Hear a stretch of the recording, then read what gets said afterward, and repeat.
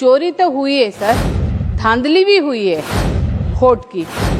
चोरी चोरी के ऊपर सीना चोरी।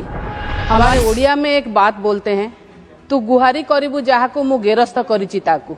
हम बोले तो किससे बोले, कहाँ बोले? उड़ीसा के बारे में ही थोड़ा आ जाते हैं। उड़ीसा में 2024 में जो इलेक्शन हुआ उसमें पूरा सारा भारतवर्ष में 79 पार्लियामेंट्री कॉन्स्टिट्यूंसी में वोट ज्यादा गिना गया, कहीं कहीं कम भी गिना गया। ओडिशा में 18 लोकसभा कॉन्स्टिट्यूंसी में वोट ज्यादा गिना गया, 11.5% से लेकर 12%। ये क्या वोट की धांधली नहीं है? ये वोट की चोरी नहीं है? इस तरह से सरकार बनाया जाता है। और नुआपड़ा का इलेक्शन, बाई इलेक्शन अभी गया, नुआपड़ा का बाई इलेक्शन में भी कहीं कहीं बूथ में 94% तक वोट डाले गए हैं। ये क्या वोट की चोरी नहीं है? किससे बोलेंगे?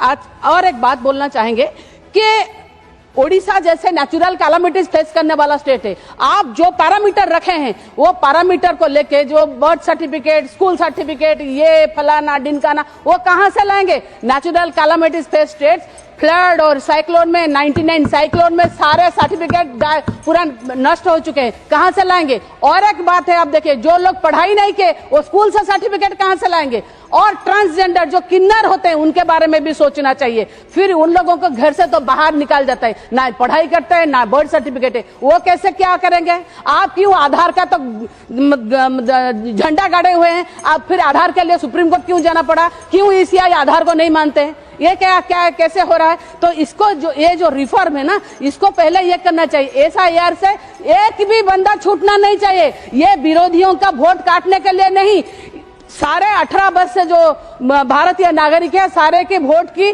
सुरक्षा की जिम्मेदारी ईसीआई की है। ये मगर ईसीआई से हम लोगों ने भी उनके मांगे कि वोट के बाद इलेक्शन के टाइम में, 24 के इलेक्शन के टाइम में कहीं कहीं जगह पर 30% वोटिंग ज्यादा हुई है। 5:30 बजे 6 बजे के फॉर्म 17A और फॉर्म 17C मैच नहीं कर रहा। आप हमको तथ्य दीजिए, वीवीपैट का स्लिप दिखाइए, सीसीटीवी, कोई नहीं दिया सर, कोई नहीं दिए। ये क्या वोट का धांधली नहीं है? ये मैं और एक बात बोलूंगी कि वोट के चलते जो वोट हो रहा है, नवीन पटनायक जी ने महिलाओं की सशक्तिकरण करने के लिए, उनको अपने पैर पर खड़ा करने के लिए कितने सारे योजना किए, कितने पैसा दिया गया एसएसजी को, मगर जब वोट होता है तो बिहार में 10,000 रुपया महिला को दिया जाता है और निर्वाचन कमिश्नर ईसीआई चुप है। ये model code of conduct violation नहीं है? ये फिर क्या होता नहीं? ये क्यों चुप है? तो कभी कहीं ना कहीं देखिए, आप अभी एसआईआर के बारे में बोल रहे हैं। आसाम में 6 साल हो गया, आप जो तथ्य मांग रहे थे, सिटीजनशिप मांग रहे थे, तो नहीं मिला 6 साल में। ये 6 महीने में कैसे मिल जाएगा सर? तो पार्लियामेंट